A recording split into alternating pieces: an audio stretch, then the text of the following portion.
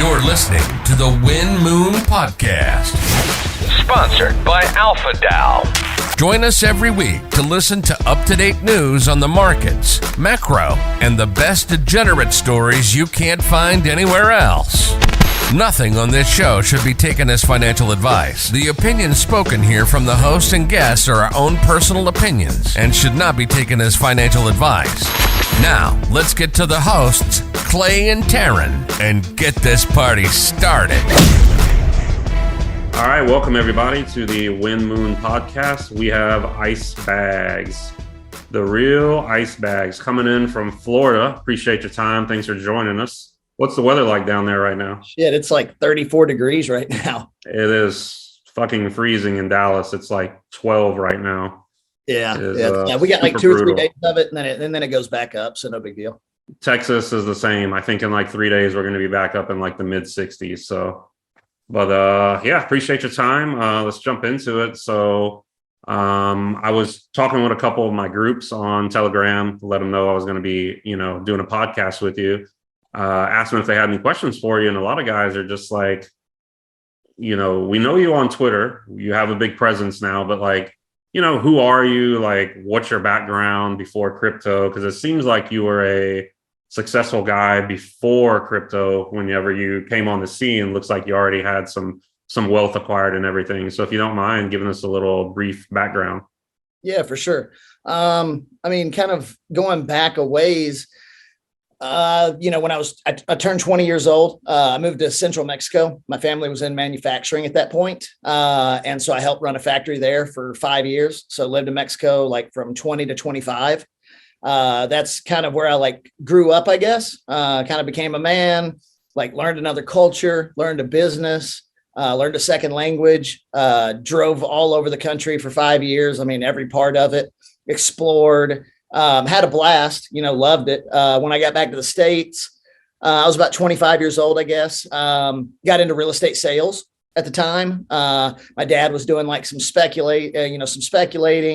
Of course, the real estate market was absolutely on fire back then. It was 05, right? So it was kind of right when everything was peaking. Right.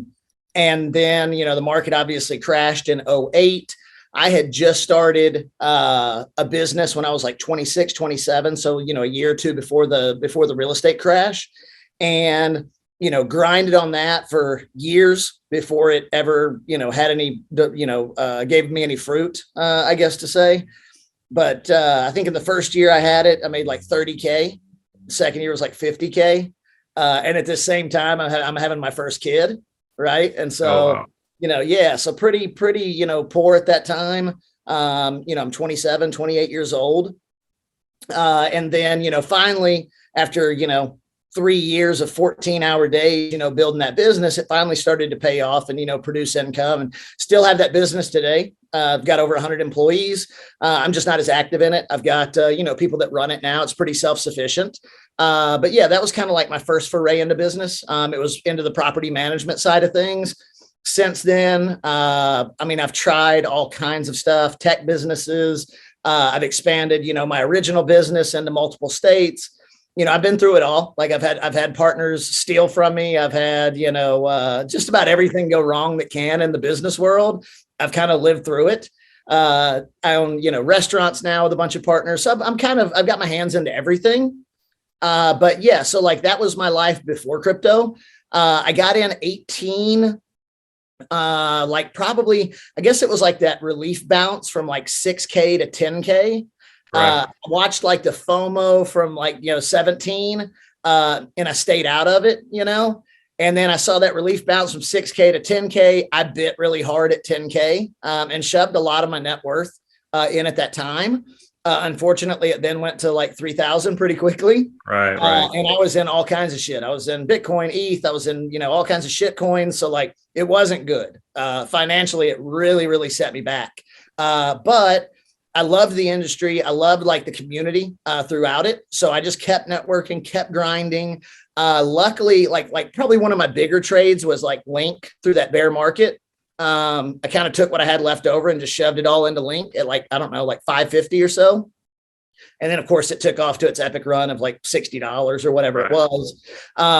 So that was like my foray. So it was getting kicked in the teeth, living through like starting and living through a bear market, kind of like we're going through now. Right.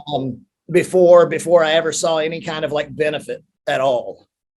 So did you actually exit Link like in a good spot? Yeah. I exited a bunch, like probably in the 20s, and then all the way up to probably about $40. Yeah, that's nice. Yeah, so, one of the things you mentioned, I tell a lot of my buddies, like, it's especially people trying to make it in crypto. It's really important to have something on the side where you're making money, because everyone's got peak euphoria during the bull run, and then when they don't exit in time, a lot of people are holding bags, and then a bear market could be a couple months, it could be 2-3 years, we don't know. And like, if you don't have any other income coming in, that's when you're forced to sell the bottom, to like just fully capitulate, and I've seen so many people do it and they never return. So it's okay to be holding some bags, Bitcoin and ETH and things like that, in my opinion. But yeah, you need to have that extra stuff coming in, so you're not forced to sell the bottom, and you can keep buying, and things you really believe in. So yeah, that's important. So a couple of my buddies were curious. I am too, actually. Do you actively trade? Are you like a day trader, or are you just like kind of buying spot Bitcoin, ETH, for example, just accumulating, large positions and then just waiting till a bull run? Or how do you kind of do it? Yeah, so I'm not a day trader. I've tried it over the last decade. I've tried it in stocks. Really tough. Terrible at it. Crypto, I tried it again in 18. Terrible at it. It's just not my thing. It's not my talent. I don't want to put the time in. I'm more of like a builder, right? I'm good at building things. I'm good at networking. I'm good at managing. I'm creative. I'm not good at staring at a chart for hours on end. And not only that, but I'd want to blow my brains out if I had to be honest. So just not my gig. I'll go into spot positions into the majors. And then I'll also, accumulate, shit coins, whether it's through, seed venture deals or just companies and teams that I know personally, that are building something. Then I'll accumulate a large position and hope it plays out. Now, does it always? No, but sometimes they do. Yeah, that's a good strategy. One thing I tell, a lot of my buddies is, and this is important in life, not just crypto, but networking. So something you mentioned is, it's pretty much sounded like me. I tried trading. I even took some private lessons back during the last bull run. I just can't fucking do it. I don't understand it. I don't get it. I don't have the patience for it either. But, one thing I've always been good at, and, I hope everyone gets into this, is just networking, just getting yourself out there, meeting people, meeting the right people, having good connections. And, that's led me to same type of stuff, venture deals, getting in the funds, things like that, or just getting some alpha, from some big traders, just people you make friends with. And, you don't necessarily have to be a good trader, if you have good friends in the space, and that's, I think that's true for any space in life. So that transcends crypto, for sure. I harp on this constantly when I'm doing spaces or I'm talking to people. Like, if you're in your 20s and 30s, even now, I just turned 40. If you're not networking really hard, you're fucking doing it wrong. Right. Because it's not about what you know, it's about who you know. And that's where all the deals are done. That's where all the alpha is given.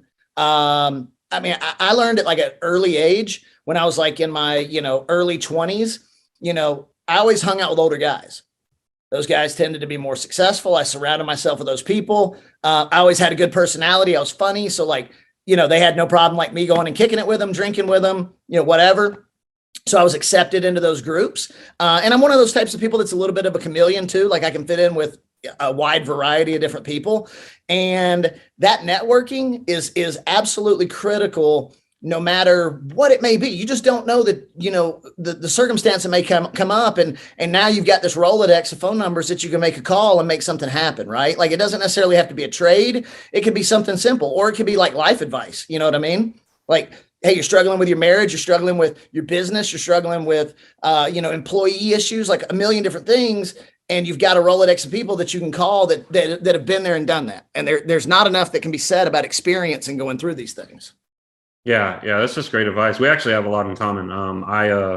Same type of stuff. I always, anywhere I go, any event I'm at, any hangout or whatever, I always want to be kind of like the dumbest person in the room, I guess. I always want to be learning from people, and my money situation hasn't changed in the past 2 years. The only difference is since I started networking, going to all these conferences and side events, is that instead of sitting in my house, I've been in poker games with exchange owners and fund managers and, all these hedge fund people, and, just learning so much. So I always tell my buddies, like, really try and put yourself out there and meet some people, try and get invited to things, and it's really paid off. So highly suggest that also. I want to move a little bit now, if you don't mind, to what you're kind of known for, I guess, the most outside of partying and DJing is the Kanpai Pandas.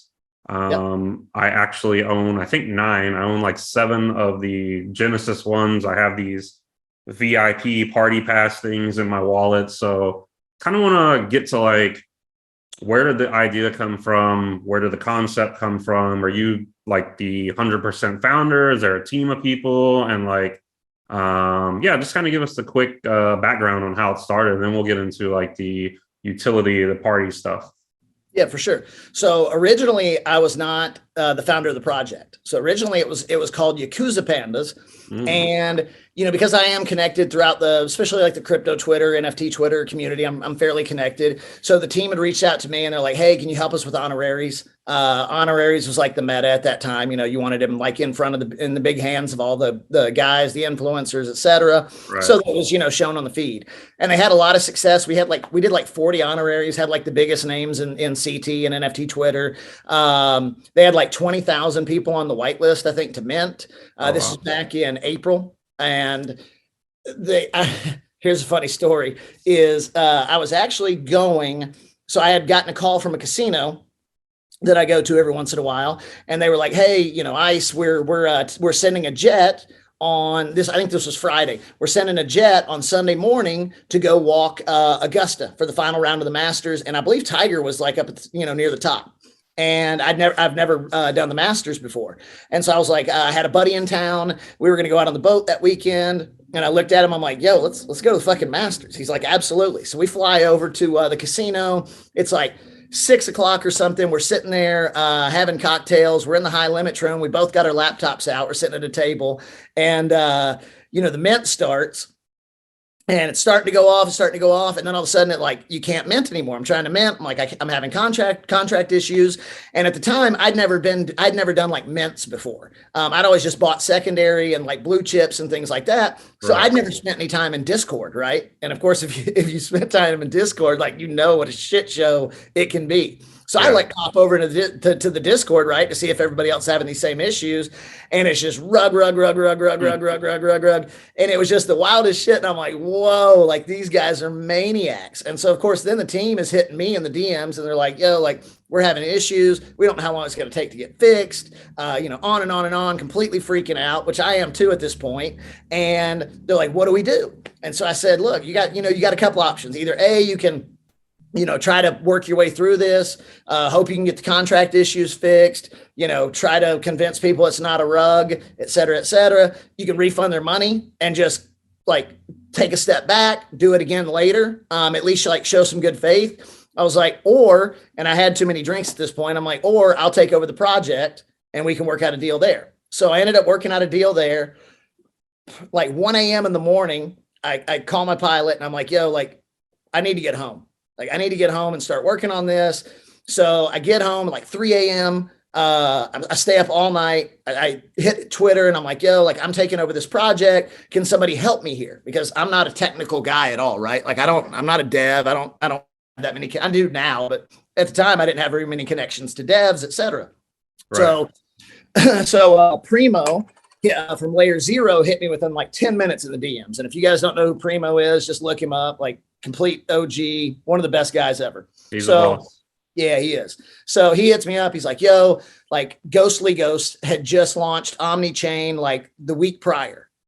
And he's like, I've got an idea. Let's launch this thing, omni-chain. I'll help you build out the infrastructure, blah, blah, blah, blah, blah. Of course, I'm like, yeah, let's do it, So we ended up going omni-chain, minted out like the first 2,000, I think, on ETH, and then minted out the other 7 chains. So we've minted out 9,000 out of the 10,000 so far. But it's like it's probably the most successful, I guess, omni-chain project at this time. Hopefully there will be a lot more coming in the future because I think it's the way to go personally. But yeah, that's kind of like the backstory of how I got involved. And then a funny thing is like, it was the Yakuza Pandas, right? And right. So of course, I didn't really put much thought into the name until I called the Allegiant Stadium and I was negotiating the deal on a suite there. And they were like, all right, we've got one suite that came available and I need you to like, give me the okay right now. We're talking about a $500,000 deal here. Right. And I'm like, all right, done. He's like, all right, I need the business name. And I was like, and I was like, hold up. Yeah. I was like, I'll get back to mafia name. Right. So you can't have a fucking gang related name and build a brand like we're trying to do. So like immediately we went back. I'd already had a core team put in place at this time. I'd like in the first week, I had like 4 or 5 guys in there that were working on different aspects of the business. But we got together and we came up with Kanpai Pandas, which is cheers in Japanese. And so it represents kind of the party brand, lifestyle brand that we're building. Yeah. Moving on to the party, the party atmosphere with the Pandas. I actually met you briefly. It was at the Panda party at the top of Mandalay Bay. Yep. So that was my first kind of experience. I met Eric, the lawyer there, your yep. good buddy, your sparring partner. We'll get into that later. Ex-buddy. Yeah. Real cool dude, though. I actually met him down in the elevator. We rode up together. I was only there about half an hour. But yeah, let's talk a little bit about that. So a lot of people don't really understand that these things cost a lot of money, to have these parties, to throw these events and things like that. And then you do have a team that like you are paying people to work on this project. So can you give us like an idea, like what does it cost to, throw a party at a place like Mandalay at the top, with a great strip view, or like have these UFC suites and things like that? Because a couple of my buddies were curious, like, is this coming from like a treasury from like the mint? Or are you actually paying out of your own pocket just, because you just wanted to succeed. You really like the, the project and everything. Like, where is this kind of coming from? So originally, all right, so you got to understand, like our project took 233 days to mint out, right? From April, from all the issues, from me taking it over, a shitty bear market, NFTs just not doing well. Everything was down 90%. Like it took a long time and it took a lot of hustle, a lot of grind. And so I was taking over this company in the midst of everybody thinking it was a rug, right? So then you've got to like rebuild this credibility around it as well. And so the first thing I did was I got the suite at Allegiant for 15 years. Excuse me. And I paid for that out of my own pocket. We paid for we threw a party. The first party that we threw was at FTX Bahamas. Back in like, I don't know, probably May timeframe. We rented out the top of the SLS there and flew Dr. Fresh in and played that. He played at the party there. So we did that. We've done UFC events. We've done, I think you went to the party at Skyfall at Delano, like right around UFC 276 in Vegas. But here's what people don't understand. Yes, it's very, very expensive to throw parties, especially like Pandemonium that we threw in August. Like that was a festival, right? We had Tyga, Rich the Kid, Fresh, Dioro, Keyboard Monkey, like on and on and on. Then we rented out Dre's after hours and partied till 7 o'clock in the morning. Like, yeah, that shit is very, very expensive to throw. But, in the beginning, I paid for it all out of my own pocket just to prove a point. Like, look, I've put out, $500,000-$600,000 out of my own pocket to show A, that it's not a rug, and B, that I'm in it for the long-term success, right? Like a 15-year lease fucking proves something. And so that's how we started out. Now, what most people don't understand is that if you rent out a club or rent out a bar or rent out, whatever location, you can usually work out a deal to where alcohol sales, it's like a minimum, right? It's kind of like ordering a table at the nightclub. right? You got a $10,000 minimum, and anything, you're paying 10 grand no matter what, right? So a lot of these parties I can throw if we're going to hit the minimum. You can rent out one of these places like Skyfall, you can rent out for 20 grand. Everybody pays for their own drinks. And then, if it's short, 15 grand was spent, we owe 5K, so it all of a sudden doesn't become that expensive. But most people that just haven't been in the industry and done it, like they don't get that, So, there's like Pandemonium is completely free for all panda holders. And that's going to be going on in perpetuity because we're building it into a festival that's going to be global. Like we're going to do probably in the spring of next year. We'll probably do somewhere in Europe for Pandemonium. Oh, wow. So we're building a global brand there. That's going to be one revenue source because all pandas will be able to go for free. But then we'll also, open it up to the public. They just won't have the same kind of VIP access. But now you're selling tickets, you're selling drinks, you're doing all this stuff, and it becomes a revenue source, right? Right. And then the way we do like our suite tickets is we're essentially like buying in bulk and passing on the cost to or the savings to our panda holders. Like example, UFC may cost me $15,000-$20,000 for a suite, right?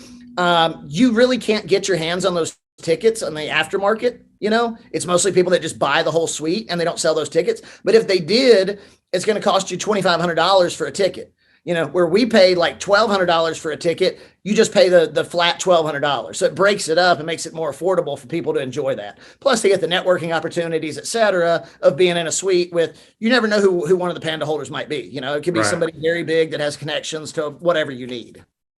Right. So what is kind of the future of the pandas? Like how, I actually on Twitter, I see there's actually quite a lot of people now that are changing their profile pictures to the panda. I see some people sweeping today. I actually saw an Infinity just sold for like 4.87 ETH or something like that. So that's actually a really good sale. So how do you keep something like this going? When you have this like long-term vision like you do, you see so many of these projects that, they get a bunch of hype, they mint out really quick and then people just immediately dump them, but there's not really that community. So how do you kind of keep that going, that to sustainability, I guess? Yeah, you have to build community first. I think building like the groundwork of the community is absolutely critical. And one of the advantages that we had, even though I hated it, was it took 7 months to mint out. So the people that have been there for 7 months, like those are hardcore believers in what you're building, right? So it's not that, okay, we just had a mint and then there's a reveal and then that post-reveal dump that happens with every single hyped project. And then most of them just don't communicate. They're not really building anything, or they're building some bullshit metaverse, gameplay. You're not going to build that with your $3 million from your mint. I'm sorry. Right. There's gaming studios with $500 million behind them that are trying to build this stuff. Like you're not going to win that race. So you've got to do something different. You got to do something unique. And so what we've done is we've done a good job of like continually building and continually communicating to the community, like, hey, here's what we're doing. Here's what we're working on. It's coming. And honestly, just being in front of the community, being available. Like when I got into this, I thought it was just going to be really easy. Like I've run all kinds of businesses before. I've managed, hundreds of people. Like I thought it was going to be easy. I put more work in the last, 8 months on this NFT project than I probably had combined in the last 2 years, to be honest. Wow. But I see this as a 9 to 10 figure brand down the road when you factor in licensing and IP rights and all the stuff that comes along with it. So to me, it's well worth it because this is like my make it and go away play is the pandas, right? So I'm happy to put in that work, and we finally got momentum going behind us, which is really nice. It's good to see like a little bit of reward for like the community and for the team of we've minted out. Okay, now we've not only minted out, but we're picking up steam. Like more people are starting to understand what we're about. We've spent the last 4 months building an internal like point system and marketplace and games and all kinds of stuff so that we bring in, you essentially limit yourself when you just do a Web3 pass for in real life events. I mean, you can still be very successful with it, and we had before, but there's a much wider audience when you bring in like a true Web3 side of things. So we spent the last 4 months strictly building out this point system, the marketplace, building the whole infrastructure out for what's going to be our Web3 play that's going to launch in January. And that's going to open us up to a massive, massive market. Yeah, that sounds crazy. Actually, I didn't know that much goes on, behind the scenes. I always thought it was more just like, you make your project, people mint out, and a lot of people never do anything else except get their royalty fees from the secondary sales. And yeah, it's pretty crazy. Unfortunately, Yeah. that's pretty much the case on Right. 90% of projects. But they also don't give a shit. You know what I mean? Like there's certain projects out there that are still building through the bear market, and those are the ones that are going to be successful as soon as the market turns. We're already seeing success in a shitty bear market condition. I'm excited for the community of what they're going to be able to reap, when the market starts to turn. Right. Moving on just a tad, talking about the bear market. Are you a macro type of guy? How long do you kind of feel this could go on? Actually, you were in real estate, so do you think that it's going to get a lot worse, or do you think we're kind of bottoming out? Do you think real estate's going to crash a bit more, stuff like that? Or what's your kind of thoughts on the macro outlook right now? I think it could get a lot worse. I mean, we're in a position where liquidity is being pulled. We're coming off probably the largest bubble that I've seen in my lifetime, because it wasn't just one asset class. It was every asset class from down to fucking used cars. Like it was an everything bubble, right? And now you're unwinding that everything bubble.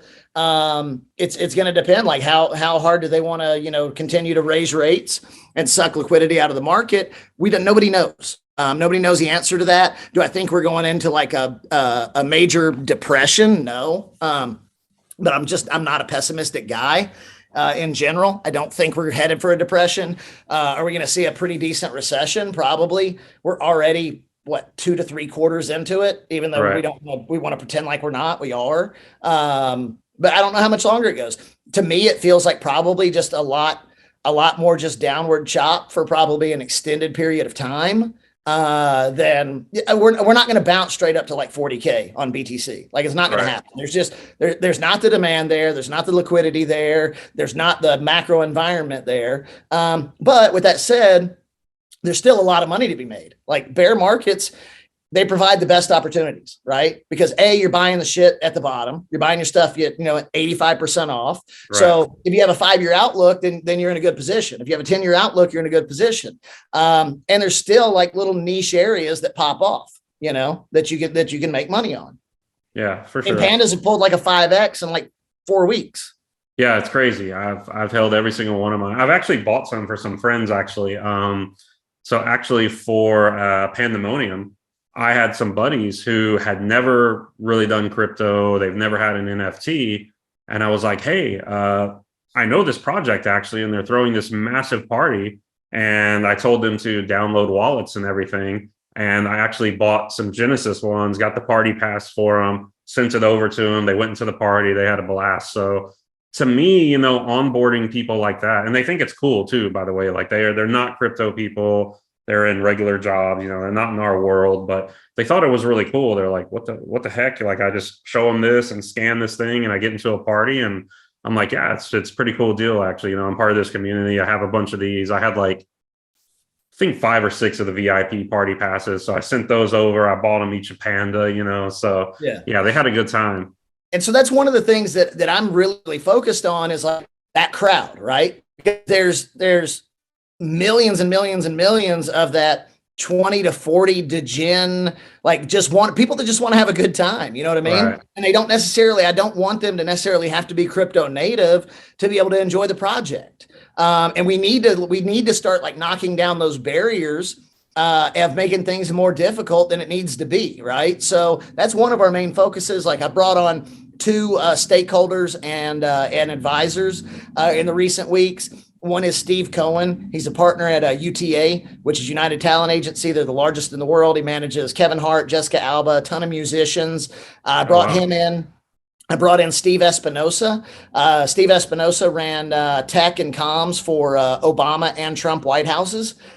He's been on the cover of Fast Inc., built and sold several tech companies. So like those are the people that I'm bringing into the project that are going to help us expand further out just into, Web 2, people to understand, to help us reach that crowd that we're just not very good in Web 3 right now at reaching. Right. going back to having a good time, as you said, you're actually known for being a bit of a party animal. Can you kind of give us a glimpse of like, were you always kind of a party animal, sports bettor? Did this kind of come on like as you were accumulating wealth, or is it something you've always done? Like, I moved out to Vegas when I was 21, never made a sports bet.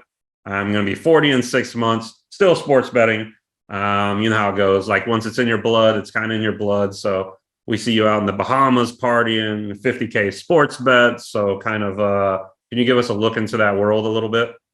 For sure. I mean, I've been doing it since I was probably 18 years old. The numbers just get bigger, you know, as you get more money. Nothing changes. Like, I'm still a degen at heart. But at the same time, I'm also a happily married guy with 3 kids, you know, that I'm raising. I've got an extremely normal, you know, everyday life. I spend 90% of my time at the house, you know, with the family. But I do, like, every month I got to get out and go, like, blow off some steam. It's just the way I'm built. Wife's totally fine with it. She's cool. She's, you know, she gets me. She knows me. And so it's like, it's just part of my life. Like, but everything needs to be done in moderation. You know what I mean? Like, sure. you can't do that. You'll run yourself into the ground if you try to live this Instagram lifestyle 24/7. You know what I mean? Right. Like, it don't work.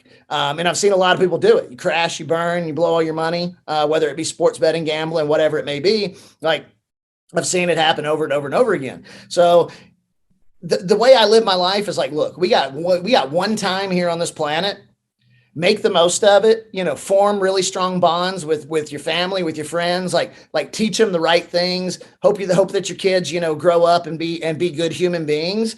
But at the same time, like, go have some fucking fun, have some cocktails, smoke a little weed if you want to, experiment, try things. Like I said, we get one shot at this. Fucking enjoy it. Like, I can't stand. I was making some jokes on Twitter the other day about these guys. Like, most productive people I know don't drink, and I'm like, yeah, the most boring people I know don't drink either. But at the same time, like, I don't give a shit if you drink or not. It's like there's a level of, like, if you're living your life to be productive, like, it's fucking stupid. What a waste. What a waste. Yeah, for sure. I don't know if you've heard of this book, actually. It's called Die with Zero. Have you ever heard of that? Yeah.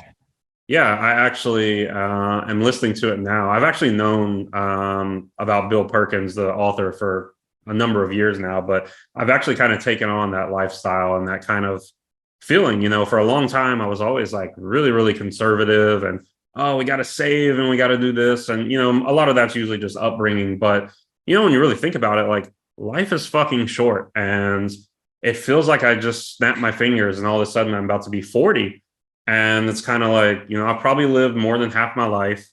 Obviously, the last part of your life, you know, you can't go skiing when you're 85 and things like that. So it's kind of just like, whatever the fuck I want to do, I'm going to fucking do it, you know? So if I want to go meet you guys in the Bahamas, I'm going to go do it. You know, if I want to go to the World Cup in Qatar, I'm fucking going, you know, and if it takes every dollar in my bank account, it's okay. I'll make more fucking money, you know, but I'm going to enjoy myself. You know, I'm going to try and take care of the people around me and things like that. But, you know, yeah, life is very, very short. And I think so many people get caught up in that trap of, like, you know, working your 9 to 5, coming home, taking one vacation a year, you know, or something like that. And I don't know. I think a lot of people have a lot of regret later on down the road that they didn't do this and they didn't do that, you know? I mean, here's the thing. Like, obviously you have to work, you have to produce income to support that lifestyle, right? Sure. But like you said, like, even if I'm broke, if I want to take a trip and I'm gonna spend my money to go do that trip, I can always come back and work and make more money again, right? And then I'll just stay at home for a while and cut back on expenses. Like,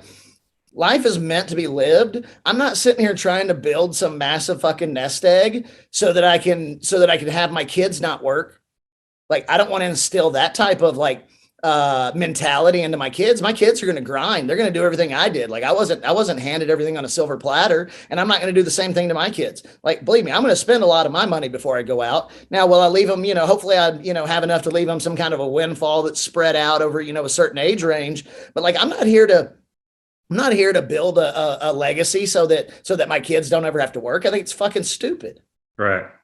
Yeah, no, I'm here to have a good time, man. I'm here to have a good time and provide a good time for those around me, you know, that can't afford it.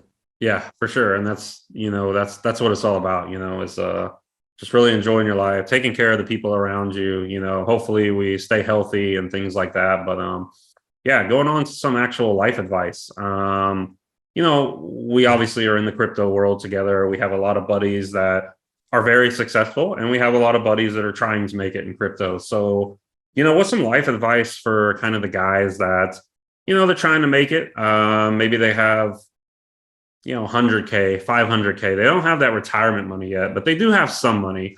How would you best advise them to kind of manage this bear market? And then when we hit another cycle and we get another bull run, I'm sure there will be one more. How do they kind of manage that money, grow it? And then once they get there, we'll call it $2 or $3 million, potential retirement money, something like that. How do they grow it? How do they keep it without leveraging it off on some shit coins and going broke or something like that, which obviously we've seen happen time and time again. Yeah. I mean, you hear those stories all the time. There's a lot more, failure stories than there are success stories, even though we just tend to look at the success stories. I think like the way social media is nowadays, like too many people get caught up in this fake bullshit. Like you see, I was talking to Farouk earlier today about like the have fun, staying poor meme. And it's literally a bunch of 22-year-olds on fucking Twitter saying have fun staying poor, to each other. And you're all literally poor. Yeah. Or like one of my favorites is like money's not even a real thing, It's just made up. And it's like, okay, well, you still got to pay your mortgage and eat, dickhead. Like, yeah. It's this mentality that I think social media has exacerbated, if not created, this Instagram lifestyle, this guy made it at 23 years old and I haven't made it by 23 years old, yada, yada, yada. I didn't make my first $1 million in a single year until I was 31 years old, right? 31 years old. Yeah, and you've been grinding for a while. Yeah, you got to grind, man. Like if you don't grind and work and hustle, like honestly, you won't even appreciate it when it comes. And then you're going to fucking lose it. I can guarantee it. Because if you don't appreciate what you have and you make it in a quick way, like you're going to spend it in a quick way. You're going to lose it in a quick way. And we've seen those stories, from the last bull market, people losing, $100 million that they made in crypto. Like that's absolutely the dumbest thing I've ever heard. Yeah. Like if you're leverage trading and you have $100 million and you're risking all of it, you actually have a mental issue is what it is. I know one guy who's done it twice. You're just a fucking degenerate gambler at that point. Yeah. Like let's not try to like sugarcoat this thing. You have a fucking issue that you need help with, and you should have gotten it before you pissed off $100 million. Yeah, I personally know someone through the 17 bull market and this last one ran up 9 figures both times and went basically totally busto. Yeah, yeah. I mean, it's beyond comprehension. Mm-hmm. $100 million is an incredible amount of money. $1 million is an incredible amount of money. You can do a lot with $1 million, right? Like you can have an incredible lifestyle with $1 million. So people need to like take a step back, like really kind of try to understand what money is and what it does for you and what purpose it serves. But you're not going to beat working harder. You're not going to beat like networking and making those connections so that, when the bull market does come back, you can take advantage through friends and acquaintances that you've met, throughout this time. Just don't look for the easy route, man. If you look for the fucking easy route, I don't care what it is, every part of your life, if you look for the easy route, it's not going to end up well. Like you have to put in the hours, you have to put in the sweat, you have to put in the blood if you're going to make it in life and have any kind of a meaningful life when you do make it. Right. So personally for you, you were talking about the pandas as kind of your play, or you're hoping for it to be one of your plays to exit. Are you looking to kind of get out of crypto Twitter or something out of the next bull market, or do you really enjoy being in the space, meeting people, making the connections, or are you kind of, looking to ride off into the sunset and, never look back type of thing? Nah, man, I got no interest in that. I'd be like Kobe, man. Kobe's made fucking who knows how much money and he's stuck. He's stuck here. And I'd be the same way. Like, I enjoy it, dude. It's hard to find like large groups of like-minded individuals that have like, you know, the same interests that you do. And I find that with CT. Now, you know, there's a lot of CT that's just, you know, unhinged, but it is what it is. But I enjoy like fucking making memes and joking around and cutting up with everybody. Like if that's my lifestyle is hanging out with my family and then goofing around on crypto Twitter, like that's a pretty good lifestyle, you know, in my opinion. Yeah, you've actually fooled me one or two times with the changing your profile to the SBF stuff. So, because you know, when there was so much drama going on, I just see the picture of them and it's like breaking news or something. And, you know, I kind of fall for it. I've even shared one of your things in one of my groups and someone's like, bro, this is a fucking troll here, you know? So yeah, crypto Twitter is a good time. It is very easy to get very caught up and obsessed in it. You know, my girlfriend actually gave me some shit before, like, you are on this fucking stuff way too much. So, you know, had to try and do some more quality time with her. So, but you know, it's one of those things, like, this is part of our lifestyle, you know, and you can find real alpha from crypto Twitter, you know. Absolutely.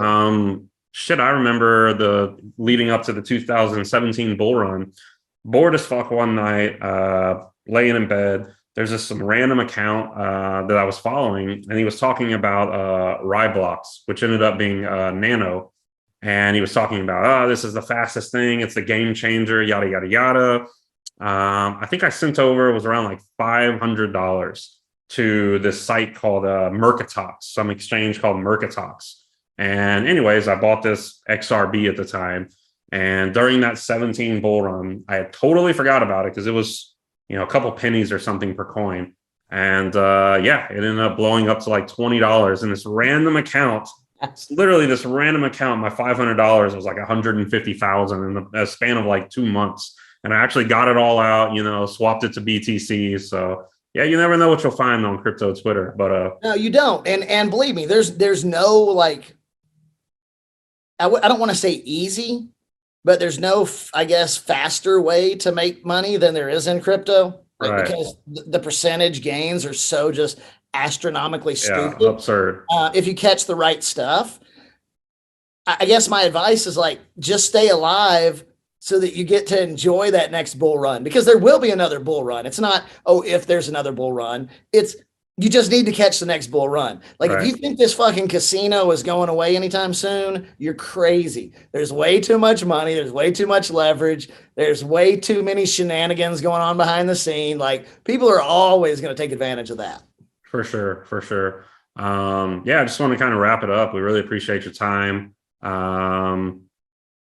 You're actually one of the ones I made a list actually when I first started the podcast. I think you're the 6th episode, but I made a list of about 30 people, and I just looked at it, and you were, you know, no offense, you weren't 1 or 2, but you were number 3 on my list. Like, had to have on. That's pretty fucking high up. Kobe, obviously number 1. I can't even get him to respond to me. So, you know, that's a dream one. You know, he's one of the true OGs, one of the realest dudes, like, never shilled anything, never caught up in any drama, but you were number 3 on the list. So I really appreciate your time. Hope to have you back on in the future. Hope everything goes well with you. Hope to party with you sometime soon. Hope to catch up with you. I think you mentioned Bahamas golfing or something sometime in the future. I'd love to make it out for that. So let's keep in touch. Let's keep the pandas rolling. And we'll post all the links for everyone to your Twitter, where to buy the pandas at, everything like that. So man, wish you the best and really appreciate your time. Yeah, you too. Appreciate it. All right. Yeah, take it easy. Now, here's a word about our sponsor. Alpha DAO is an exclusive group of some of the top builders and founders in Web3 and all of crypto. The Alpha House is based in New York City, in the heart of Manhattan, and hosts weekly mixers where you can get exclusive access to the best networking in the space.